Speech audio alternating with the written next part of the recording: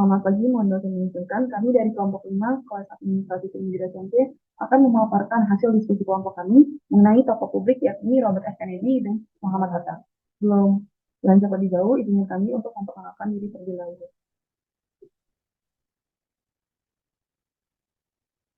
Selamat pagi, mohon dapat menyesuaikan izin mengakhiri karena muda Kota Komunikasi Angkatan 24, nama Nuri Musiman, nama tersebut Silver. Selamat pagi, mohon dosen menyesuaikan. Izin memperkenalkan diri, Taruni Muda Politeknik Imigrasi Angkatan 24, nama Tiara Mulyariti, nomor absen 27. Izin memperkenalkan diri, Taruni Muda Politeknik Imigrasi Angkatan 24, nama Yudi Santi, nomor absen 32. Selamat pagi, mohon dosen menyesuaikan izin mandiri karena muda Kota Imigrasi Angkatan 24, nama Yeskel Diana Manik, nomor absen 33.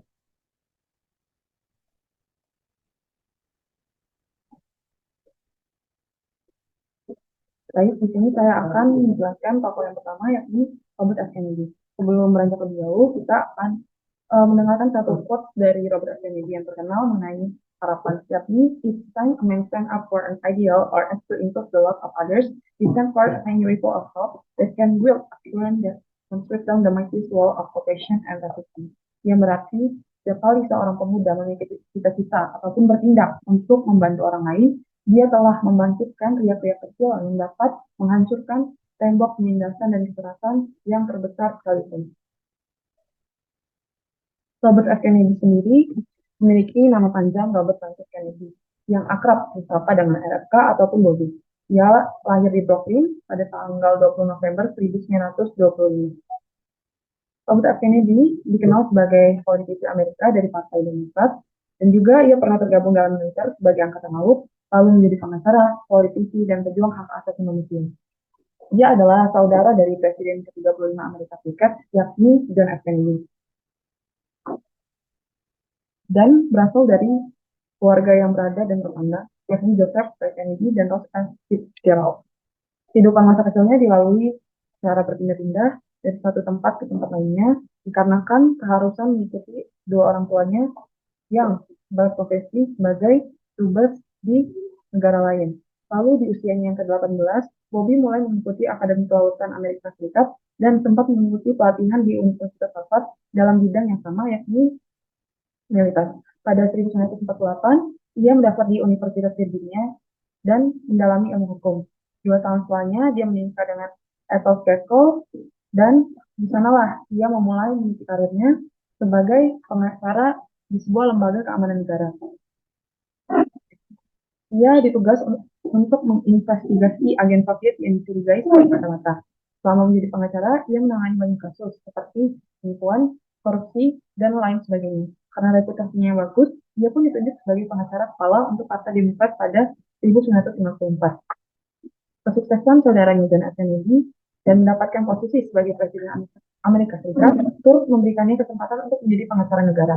Namun, penunjukan John terhadap saudaranya itu menuai kritik dari berbagai media dan kalangan yang merasa bahwa Bobby ini kurang berpengalaman dan tidak cukup berkualitas untuk menduduki posisi penting tersebut. Sebagai saudara dari John F. Kennedy dan orang kepercayaan dari John F. Kennedy, Bobby mulai aktif dalam berbagai permasalahan negara. Salah satunya, dia dapat aktif memperjuangkan hak asasi manusia dalam berbagai pidatonya di depan masyarakat.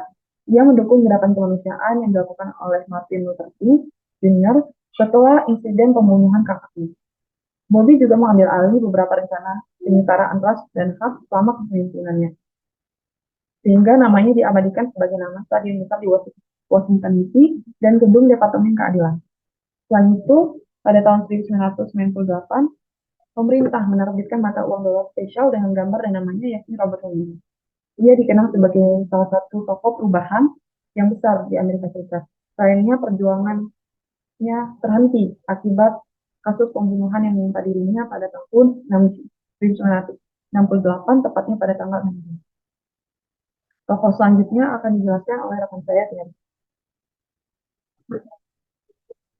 Baik, di sini saya akan menjelaskan mengenai tokoh dari Indonesia, yaitu Bapak Muhammad Hatta. Muhammad Hatta akan disapa dengan sebutan Bung Hatta, merupakan pejuang kemerdekaan Republik Indonesia yang kerap disandingkan dengan Soekarno. Beliau dikenal sebagai seorang organisatoris, aktivis partai politik, negarawan, proklamator, pelopor vokasi, dan seorang wakil presiden pertama di Indonesia. Pengetahuan politiknya berkembang dengan cepat saat Hatta sering menghadiri berbagai ceramah dan pertemuan politik. Secara berlanjutan, Hatta melanjutkan kisahnya terjun di dunia politik. Sampai pada tahun 1921, Hatta menetap di Belanda dan bergabung dengan sebuah perkumpulan pelajar tanah air yang bernama Industrial Vereniging, yang kemudian berubah nama menjadi Perhimpunan Indonesia. Di Perhimpunan Indonesia, Hatta mulai meniti karir di bidang politiknya sebagai bendahara pada tahun 1922 dan berturut-turut terpilih menjadi Ketua Perhimpunan Indonesia sampai tahun 1930. Saat terpilih menjadi Ketua Perhimpunan Indonesia, Hatta memandangkan pidato inaugurasi yang berjudul Struktur Ekonomi Dunia dan Pertentangan Kekuasaan. Sebagai Ketua Perhimpunan Indonesia, Hatta memimpin delegasi Kongres Demokrasi Internasional untuk perdamaian di Prancis. Dia mulai memperkenalkan nama Indonesia, dan sejak saat itu, Indonesia dikenal di kalangan organisasi internasional. Pada tahun 1927, Hatta bergabung dengan Liga tentang imperialisme dan kolonialisme di Belanda, yang kemudian menyebabkan dirinya ditangkap tentara Belanda.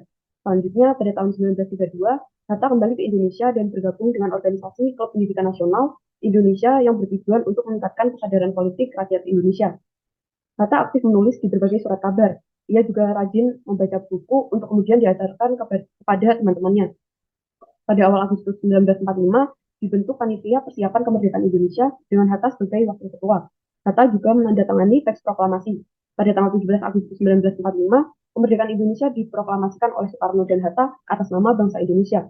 Keesokan harinya, pada tanggal 18 Agustus 1945, Hatta terpilih sebagai wakil presiden pertama Indonesia. Setelah kemerdekaan mutlak Republik Indonesia, Hatta tetap aktif memberikan ceramah di berbagai lembaga pendidikan. Dia juga masih aktif menulis berbagai macam karangan dan membimbing gerakan koperasi sesuai apa yang dicita-citakannya. Pada tanggal 12 Juli 1951, Hatta mengucapkan pidato di radio mengenai Hari Jadi Koperasi dan selang 5 hari kemudian, dia diangkat menjadi Bapak Koperasi Indonesia. Karena perjuangannya bagi Republik Indonesia sangat besar, Hatta mendapatkan anugerah tanda kehormatan tertinggi, yaitu Bintang Republik Indonesia kelas 1 yang diberikan oleh Presiden Soeharto. Untuk topik selanjutnya akan dilanjutkan oleh rekan saya, Yasir.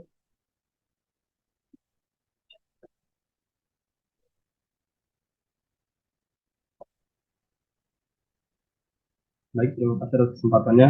Pada kesempatan kali ini saya akan menjelaskan terkait dengan perbandingan baik karir, sejarah maupun karir dari Robert F. Kennedy dan Muhammad Hatta. Yang pertama terkait dengan karir. Karir dari Robert F. Kennedy sendiri pertama pernah menjadi seorang asisten jaksa wilayah di Manhattan pada tahun 1983. Selanjutnya menjadi sukarelawan untuk Dewan Pertahanan Sumber Daya Alam pada tahun 1983 pula. Dan selanjutnya Robert F. Kennedy juga pernah bergabung dengan River Keeper sebagai penyelidik dan dipromosikan menjadi pengacara senior pada tahun 1984. Selanjutnya yang keempat yaitu Robert F. Kennedy juga menjadi spesialis hukum lingkungan dan rekanan di firma hukum Morgan dan Kennedy dan Madonna LLP dan advokat untuk keadilan lingkungan, dan masih banyak karir lainnya yang diemban oleh Robert F. Kennedy. Selanjutnya saya juga menjelaskan terkait dengan karir dari Muhammad Hatta. Yang pertama, kita tahu sendiri bahwa Muhammad Hatta merupakan wakil presiden pertama Republik Indonesia dan pernah menjadi Perdana Menteri bagi Republik Indonesia dan Menteri Luar Negeri pada tahun 1949 sampai 1950. Muhammad Hatta juga pernah menjadi anggota dari PKI dan sekaligus mendampingi Presiden Soekarno sebagai proklamator kemerdekaan Republik Indonesia, dan masih banyak karir lainnya yang diemban oleh Muhammad Hatta. Selanjutnya terkait dengan penghargaan yang diraih oleh Robert F. Kennedy dan Muhammad Hatta. Sebenarnya banyak penghargaan yang diterima oleh kedua tokoh ini, mengingat kedua tokoh ini berpengaruh besar terhadap negara masing-masing. Yang pertama terkait dengan Robert F. Kennedy, penghargaan yang pernah diterima yaitu National Peer Lawyers Association menganugerahkan Robert F. Kennedy dan tim uji cobanya di tim uji coba terbaik pada tahun 2018. Dan yang kedua yaitu Main Journal mengakui Kennedy dengan penghargaan pahlawan atas kreasinya dari klinik mitigasi lingkungan tes, dan masih banyak penghargaan lainnya yang diterima oleh Robert F. Kennedy. Selanjutnya beberapa penghargaan dari Muhammad Hatta, yaitu yang pertama Muhammad Hatta menjadi dokter honoris causa di Universitas Gadjah Mada pada tahun 1995 dan dikenal sebagai Bapak Proklamator Indonesia sekaligus sebagai the founding father of Indonesia.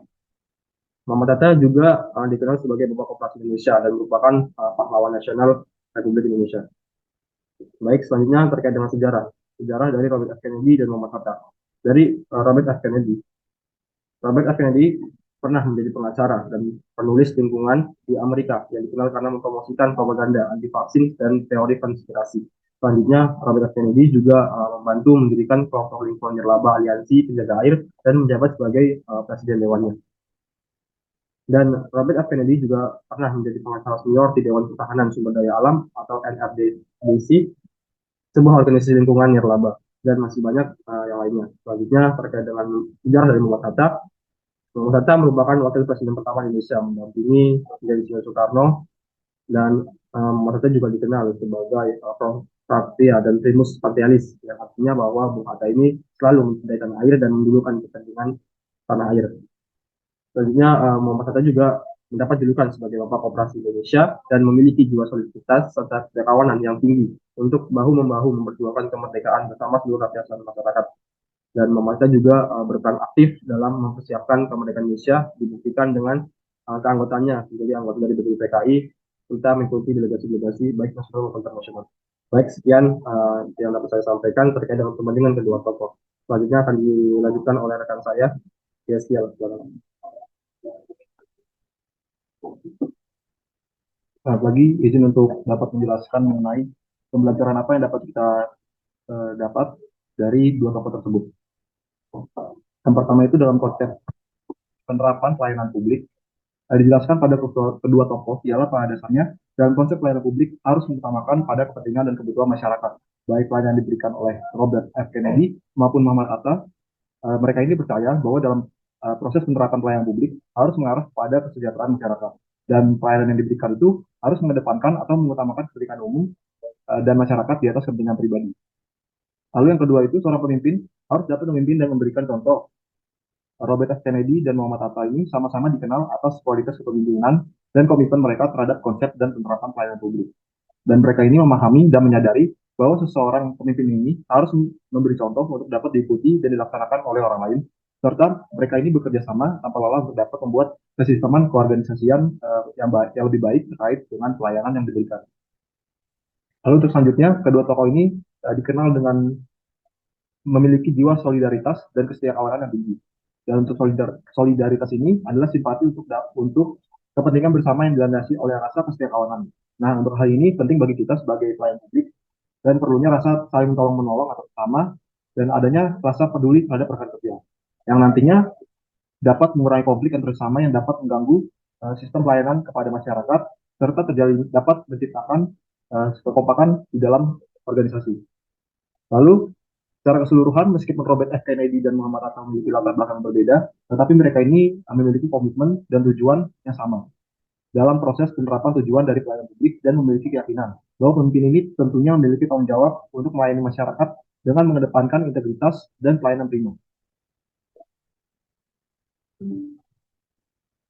Jadi untuk kesimpulan yang dapat kita ambil dari kedua tokoh tersebut ialah konsep penerapan pelayanan publik ialah kegiatan pelayanan publik yang merupakan bagian atau bentuk dari pelayanan kepada masyarakat yang telah diatur pemenuhannya berdasarkan regulasi yang dibuat oleh pemerintah dengan tujuan utamanya untuk memenuhi kebutuhan dasar dan memberikan pelayanan yang prima kepada masyarakat. Dan seperti yang telah disampaikan, secara keseluruhan meskipun Robert F. Kennedy dan Muhammad Hatta ini memiliki latar belakang yang berbeda, tetapi mereka ini memiliki komitmen dan tujuan yang sama. Untuk tujuannya itu terkait penerapan dari pelayanan publik itu sendiri, dan memiliki keyakinan bahwa seorang pemimpin ini memiliki tanggung jawab untuk dapat melayani masyarakat dengan mengedepankan integritas dan pelayanan prima.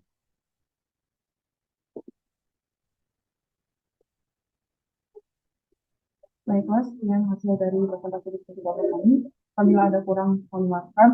Assalamualaikum warahmatullahi wabarakatuh.